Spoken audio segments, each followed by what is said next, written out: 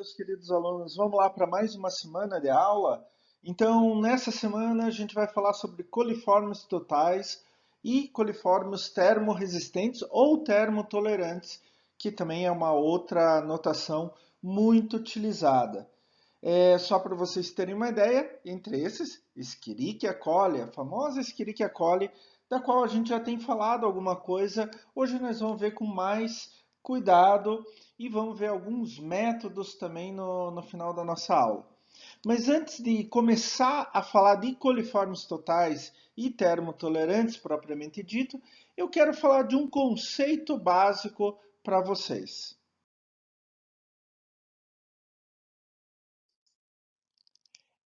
É o conceito de bioindicadores, organismos ou comunidades que são chamadas como bioindicadores.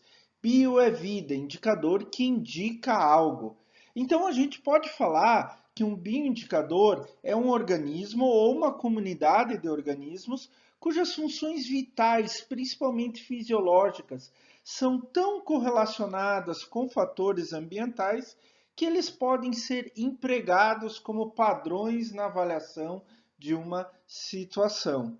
Isso significa o quê? Que um organismo está tão ligado a alguma coisa que está no ambiente, pode ser outro organismo, pode ser uma questão abiótica, como pH, temperatura, umidade, etc., que a gente pode dizer que se acontece aquela condição, tem um microorganismo ou tem um organismo bioindicador. No nosso caso, dá para a gente utilizar essa ideia de bioindicador para indicar a presença de organismos patogênicos. Tá? Entre esses organismos patogênicos, a gente cita os coliformes, o grande grupo dos coliformes, como um dos mais importantes indicadores de que algo está acontecendo.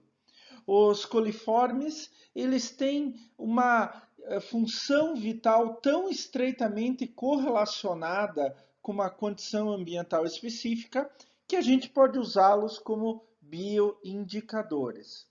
No caso dos coliformes, é a poluição decorrente da contaminação por fezes de animais de sangue quente. Por isso a gente chama eles de indicadores ou bioindicadores de contaminação fecal. Isso significa o quê? Vamos pensar o seguinte: se a gente acha coliformes em alguma coisa, pode ser na água, em alimento, ou mesmo no próprio animal, no ser humano, etc., significa que tem uma contaminação fecal ali.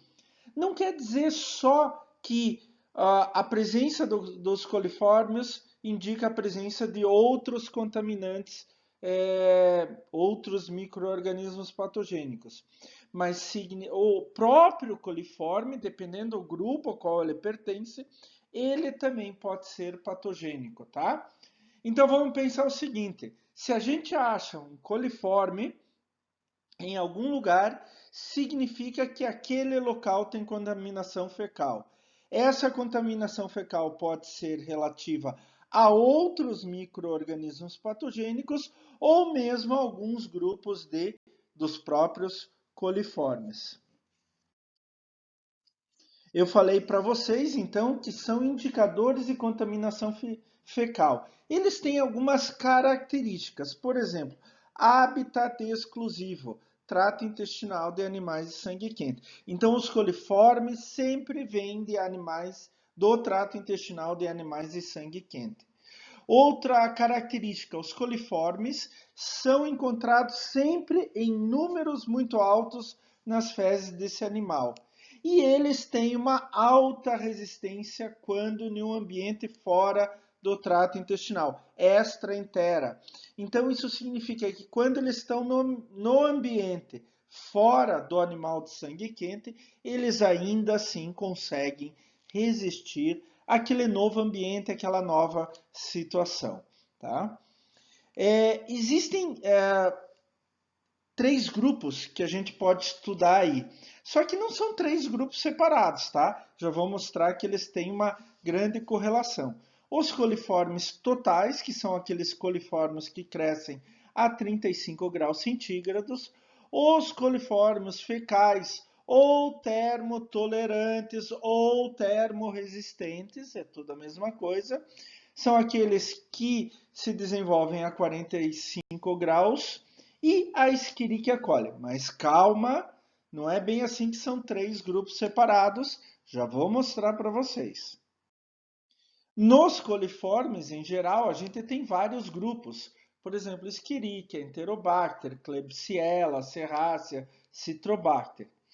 A Salmonella e a Shigella são enterobactérias, mas não são coliformes porque elas são lactose negativas. Os coliformes, em geral, são lactose positivos, quer dizer, fazem a degradação da lactose. Pessoal, eu falei para vocês que são 3 grupos, não são? Pois é, mas não são bem 3 grupos. Vamos dizer assim o seguinte: a gente tem os coliformes totais, que reúnem todos os coliformes. Não interessa a forma deles, o grupo deles, a fisiologia deles, tá? A gente começou a trabalhar dentro de qualidade de água, qualidade de alimentos, etc., com coliformes totais. Só que nós vimos que nem todos os coliformes totais indicavam alguma coisa de interessante para a saúde do ser humano, para a saúde dos animais, etc.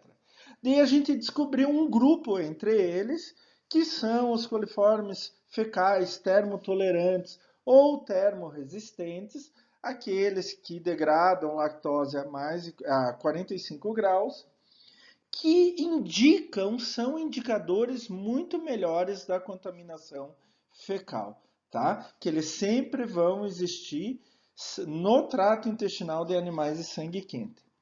E com o tempo, a gente viu que tem um grupo ou uma espécie dentro dos coliformes fecais que são ainda mais importantes, que são ainda melhores indicadores, que é a famosa Escherichia coli ou E. coli.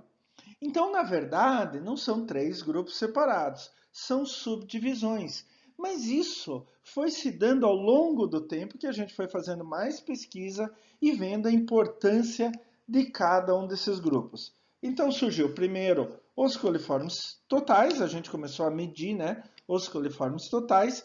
Vimos que dentro dos coliformes totais tinha um grupo mais específico, coliformes fecais, e depois vimos que dentro dos coliformes fecais tinha um grupo ainda mais específico, a Escherichia coli. Vamos ver cada um desses?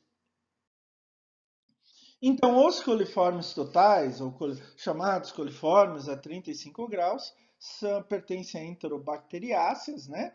E fermentam lactose com produção de gás, incubados entre 35 e 37 graus por 48 horas. São bacilos gram-negativos e não formadores de esporo. Normalmente são aeróbios, mas também podem ser aeróbios facultativos, que sobrevivem a mais baixas pressões de oxigênio. Compreendem mais de 20 espécies, na verdade, mas o problema dos coliformes totais, como eu falei antes, é que não necessariamente todos vêm de fontes intestinais. Alguns podem vir de fontes ambientais e podem sobreviver facilmente no meio ambiente. Então, por isso que hoje a gente não considera mais os coliformes totais, a gente ainda faz a contagem, mas a gente não considera como um indicador, um bioindicador mais importante da contaminação daquele ambiente por fezes de animais de sangue quente. Quer dizer, pode ter coliformes totais sem ter necessariamente contaminação. Dentro dos coliformes totais, a gente tem aqueles chamados coliformes termotolerantes ou termorresistentes, ou coliformes a 45 graus. Eles continuam fermentando lactose, fazendo a produção de gás a temperaturas mais altas, entre 44 e 45 graus e meio a 24 horas. Os principais grupos são Escherichia, Enterobacter e Klebsiella, né, os principais gêneros. Sendo que Enterobacter e Klebsiella podem ter origem não fecal, mas podem ter origem fecal também. Então ele já, ainda assim, é um grupo melhor como bioindicador de contaminação fecal? É. Os termotolerantes são melhores do que os coliformes totais. Mas ainda assim, a gente tem algumas falhas no uso deles como indicadores de contaminação fecal. Entre esses, a Escherichia coli é exclusiva de trato gastrointestinal, por isso é considerada uma grande indicadora, bioindicadora de contaminação fecal, e a gente já vai ver mais sobre ela, tá? Vocês viram então que os coliformes totais pode ser um monte de coisa, inclusive alguns, boa parte deles não tem nada a ver com trato gastrointestinal, trato intestinal de animais de sangue quente. Por isso a gente diz que quando a gente fala de coliformes totais, a gente fala de um indicativo da má qualidade microbiológica. Quer dizer, microbiologicamente, aquele ambiente, pode ser água, pode ser um líquido qualquer ou um alimento, ele tem má qualidade microbiológica. Ele está contaminado pode estar contaminado com diferentes coisas. Agora, quando a gente mede coliformes fecais, aí eu tenho certeza absoluta que é um indicador de contaminação fecal. E daí, junto com os próprios micro-organismos pertencentes ao grupo de coliformes fecais, como Escherichia coli, como Enterobacter, Klebsiella, eu posso ter outros micro-organismos patógenos que vêm pela contaminação fecal. Então, os coliformes fecais são considerados, sim, ótimos indicadores da presença de patógenos. Vamos ver um pouquinho mais sobre a Escherichia coli? Bom, a Escherichia coli, bem interessante, só de curiosidade, ela foi descrita a primeira vez em 1885 por um pesquisador chamado Escherichi, italiano, e ele isolou do agente da cólera e deu o nome em latim Bacterium coli commune, que significa bactéria comum em diarreia, tá? Porque ela aparecia em vários casos onde se constatava diarreia. A Escherichia coli é uma bactéria anaeróbia facultativa e ela tem como característica viver no trato intestinal de animais de sangue quente. Então, sempre quando a gente encontrar a Escherichia coli, significa que ela veio do trato intestinal de animais de sangue quente, está nas fezes, por exemplo, então aquele material que a gente está examinando está contaminado com fezes de animais de sangue quente. Qual que é o problema? A própria Escherichia coli pode dar um problema, a gente já vai ver, mas isso pode significar que tem outros micro-organismos patogênicos juntos. A maioria das cepas da Escherichia coli são consideradas como não patogênicas. Elas simplesmente coexistem no trato intestinal de animais de sangue quente como o ser humano. Porém, tem algumas cepas que são patogênicas, que são problemáticas. E a gente divide essas cepas em enteropatogênicas, enteroinvasivas, enterotoxigênicas e enterohemorrágicas.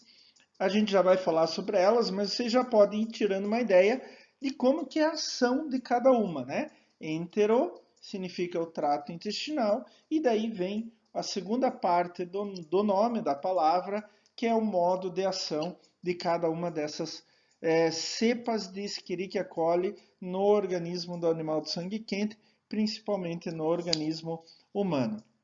Vamos trabalhar então um pouco dessas cepas que são perigosas, que são mais importantes para a gente.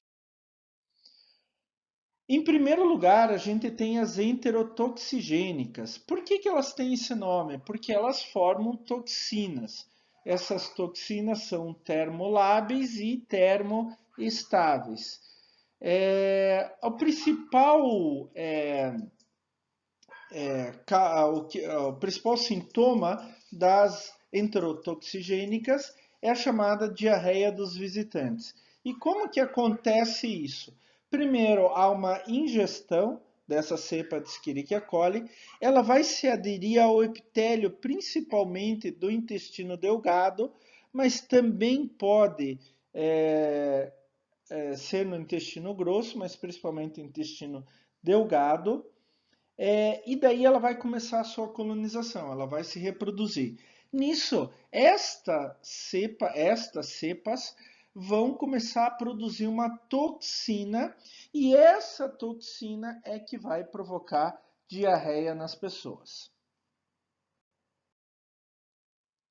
As Escherichia coli, consideradas as cepas, né, consideradas enteropatogênicas, foram descobertas até meio que recentemente, 1945. E elas têm uma característica de provocar uma diarreia severa, principalmente nas crianças, tá? Elas afetam ainda mais as crianças. Elas têm como modo de ação uma lesão no epitélio intestinal. A gente chama de lesão AE, Attaching Effacing. Seria, vamos assim traduzir meio livremente, aderindo e destruindo, tá? Então, o que que acontece? Essas bactérias, essas Escherichia coli, elas se aderem a um terócito, né, que são as células epiteliais do intestino delgado e do intestino grosso, e começam a destruir as microvilosidades. E daí, quando começam a destruir as microvilosidades dentro do intestino, principalmente delgado, não é mais difícil a absorção pelo intestino, né? E daí a pessoa começa a ter uma diarreia. E essa diarreia pode ser extremamente forte, extremamente severa, levando ao organismo a ficar debilitado ao extremo. O terceiro grupo de Escherichia coli, que é extremamente importante para o ser humano, são as enteroinvasivas. As enteroinvasivas, elas têm como sintoma, primeiro, fazer uma febre, podendo causar também câimbras abdominais, cuja intensidade vai depender da pessoa, e daí ela passa para diarreia profunda e até disenteria, provocando que o organismo fique extremamente debilitado. A contaminação pelas enteroinvasivas vem da água ou alimento contaminado e também contato pessoal, o que dificulta um pouco o seu controle. E finalmente temos as enterohemorrágicas. Essas talvez sejam as mais perigosas, porém não é muito comum ter. Na literatura se fala de vários surtos de enterotoxigênicas, enteropatogênicas principalmente e enteroinvasivas, mas não tantos surtos de enterohemorrágicas. As enterohemorrágicas foram descritas pela primeira vez em 1983, então é bem novo, nos Estados Unidos, onde foi constatado um surto de diarreia a partir de hambúrguer contaminado por Escherichia coli de cepa enterohemorrágica. Essas enterohemorrágicas, elas podem causar três síndromes básicas. A colite hemorrágica, onde que há uma adesão, colonização e daí a lesão AE, que a gente já falou anteriormente, e que provoca uma diarreia sanguinolenta muito violenta. A síndrome hemolítico-urêmica, que a Escherichia coli, essas cepas, sofre a absorção pela mucosa, vai pela circulação até chegar nos rins, e daí começa a obstruir os vasos dos rins, provocando uma insuficiência renal que pode ser extremamente séria. E a síndrome púrpura trombocitopênica trombótica, a chamada TTP. Essa cepa tem capacidade de provocar hemorragias extremamente fortes e anemia aguda. Só para a gente fazer algumas comparações entre essas 4 cepas, e daí eu tenho esses 4 grupos de cepas que eu posso ter na Escherichia coli. As enterotoxigênicas, que são chamadas ETEC, têm um período de incubação de 16 a 72 horas e a duração da enfermidade é de 3 a 5 dias.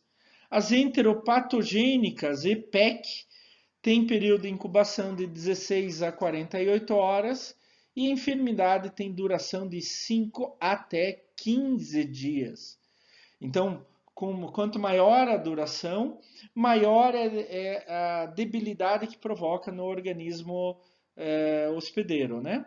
As enteroinvasivas, EIEC, têm período de incubação de 16 a 48 horas e duração de enfermidade de 2 a 7 dias, são mais curtas. E as enterohemorrágicas, EEC, tem período de incubação de 72 a 120 horas, vocês veem que é bem maior do que os outros grupos, só que a duração da enfermidade pode ir de 2 até 12 dias. E se for uma enterohemorrágica mais drástica, mais forte, pode dar um problema sério quanto maior for a duração da enfermidade. Professor, mas é interessante, legal, mas como que a gente analisa tudo isso? A gente pode dizer que hoje a gente tem alguns grupos de métodos de análise. Em primeiro lugar, os tubos múltiplos e, em segundo, as membranas filtrantes. Mas, junto com isso, a gente também tem outro tipo de método, que é do substrato cromogênico, onde detecta a presença e a ausência. Então, a gente trabalha basicamente com coliformes totais e coliformes fecais. Pode fazer algumas pequenas alterações e daí a gente tem Escherichia coli. Eu vou mostrar para vocês, é claro que não precisam decorar o método, mas a ideia do método, tá? Quando a gente for aplicar na prática, daí a gente simplesmente segue a rotina ou procedimento determinado para aquele método. Então, como eu falei para vocês, os métodos de análise se dividem em 3 grandes grupos: tubos múltiplos, membrana filtrante e método do substrato cromogênico, né? Quando a gente faz o método dos tubos múltiplos, é bom que a gente tenha um chamado teste presuntivo e um teste confirmativo. O teste presuntivo é para saber se tem ou não tem. E o confirmativo, a gente vai confirmar e vai fazer a contagem.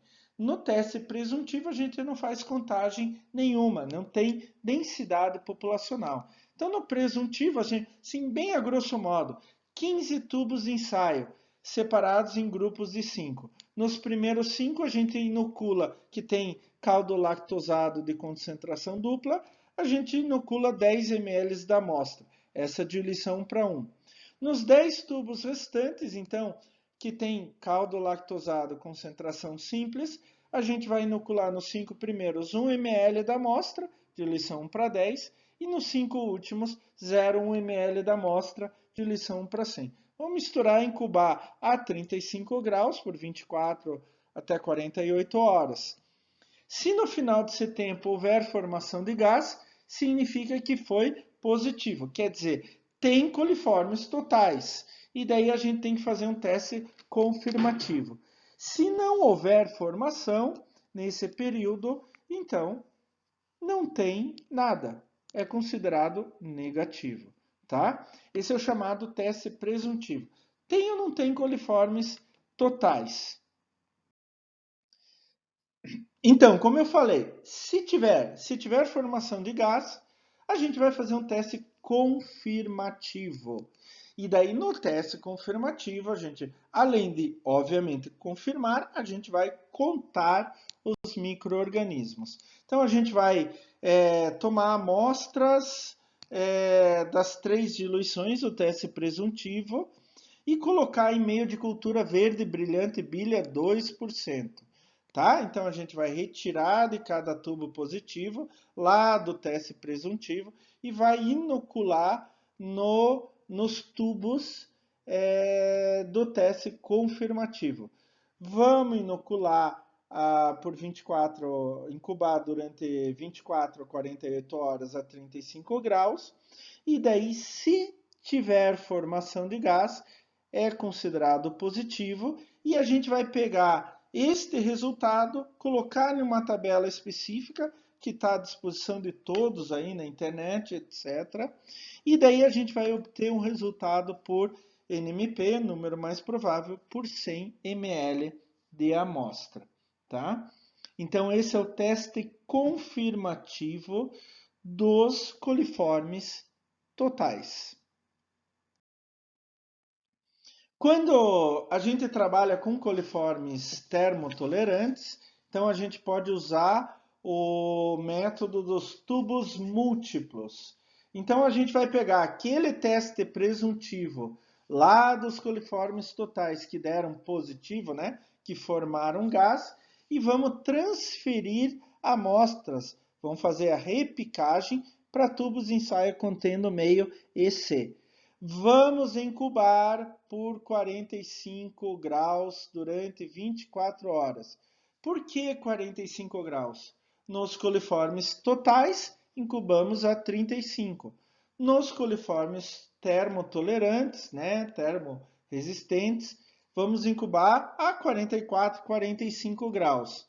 Porque eles precisam de uma temperatura maior para se expressar melhor. E daí, se houver, depois desse período de 24 horas, formação de gás, então tem presença de coliformes termotolerantes. Também, assim como o teste confirmativo dos coliformes totais, a gente vai fazer, vai pegar o número de tubos que deu formação de gás. Vamos colocar em uma tabela e daí a gente tem o resultado em número mais provável. Tem alguns detalhes, né? O método dos tubos múltiplos deve ser feito ao mesmo tempo que o teste confirmativo para coliformes totais. Então a gente vai fazer teste presuntivo de coliformes totais. Deu alguma coisa, daí a gente vai passar a fazer um teste confirmativo para coliformes totais e o teste de tubos múltiplos para coliformes termotolerantes. Tá certo? E toda vez que der confirmativo, que forem realizados testes confirmativos para coliformes totais, a gente então faz para coliformes termotolerantes também. Eu falei para vocês que a gente tem três grandes grupos de testes, né? O teste de tubos múltiplos e o teste de membrana filtrante e substrato, o terceiro é o substrato cromogênico, né? Então, no membrana filtrante, a gente é mais ou menos assim. A gente vai pegar uma amostra, uma certa amostra, vamos colocar num cartão, numa membrana, vamos colocar numa bomba com vácuo, passar vácuo e daí nesta membrana vai passar tudo, menos as bactérias. Daí a gente vai colocar em uma placa de Petri com meio de cultura, no caso de coliformes totais, M-endo, broth, MF, e daí vai fazer a contagem de colônias. Quando eu tiver colônias com uma cor rosa a vermelho escuro com brilho metálico, então eu tenho coliformes totais. Daí eu tenho o número mais provável sem problema nenhum. Quando eu tenho colônias vermelho clara ou escura sem o brilho metálico, então são não coliformes, são outros tipos de bactéria. A mesma coisa a gente pode fazer para termotolerantes, tá? Só que termotolerantes a gente vai incubar com meio MFC Broth Base, incubar a 45 graus, porque são termotolerantes, tá? Então, depois dessa incubação, então a gente vai pegar a amostra, colocar em papel filtro, vai colocar específico, vai colocar uma bomba de vácuo, vai passar tudo menos as bactérias e a gente repica isso para a placa de Petri. Incuba a 45 graus e depois faz uma contagem de colônias. Nesse caso, quando eu tiver colônias de cor azul, são termotolerantes. Quando não forem coliformes, aparecem com cor clara ou rosa rosácea. E daí a gente também pode fazer um teste de presença e ausência de coliformes totais Escherichia coli pelo método do substrato cromogênico. Os métodos tubo múltiplo e membrana filtrante ainda são muito utilizados, mas o método de substrato cromogênico ou fluorogênico, ele tem uma facilidade de manuseio muito grande e um custo-benefício melhor. Ele é baseado nas atividades enzimáticas específicas de coliformes totais, que é beta-galaxidase, e Escherichia coli, que é beta-glucuronidase. Então, cada um desses grupos tem uma enzima específica. E o teste do substrato cromogênico, ele aproveita isso. Eu vou colocar as minhas amostras em meios de cultura que tenham nutrientes indicadores. É o chamado substrato cromogênico. Esses meio indicadores vão ser hidrolisados por esses nutrientes indicadores por enzimas específicas e coliformes totais e ou Escherichia coli. E daí vão provocar uma mudança no meio. Vamos deixar isso mais claro. Quando eu coloco, eu tenho coliformes totais naquele meio e aparece a cor amarela, significa que agiu a enzima específica beta-galactosidase e daí formou a cor amarela. Ela é específica dos coliformes totais.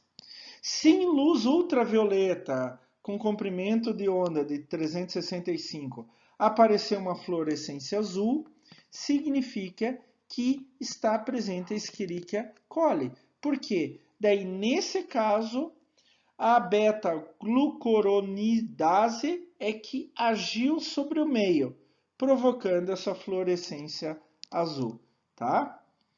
Esse teste é feito a 35 graus por 24 horas e não necessita teste confirmativo.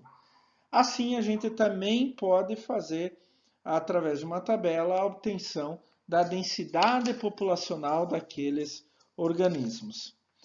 Gente, é claro que a gente poderia falar muito mais sobre isso, mas esse é uma base do que a gente pode usar o que a gente precisa saber em relação a Escherichia, aos coliformes totais, Escherichia coliformes termotolerantes, tá? Existem alguns testes já prontos que eu posso comprar, Colilete, Colifilme e outros. Mas esse precisa de dinheiro, etc. Não são tão baratos, mas são tão eficientes ou até mais eficientes do que outros. Vai depender do local. São normalmente mais rápidos e menos trabalho intensivo, tá? São mais fáceis de serem feitos, não tem tanto trabalho.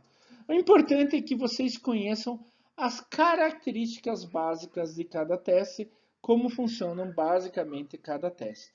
Gente, eu me coloco à disposição de vocês para sanar qualquer dúvida e continuem se cuidando por causa da pandemia de coronavírus. Por favor, tá certo? Até a próxima aula, pessoal!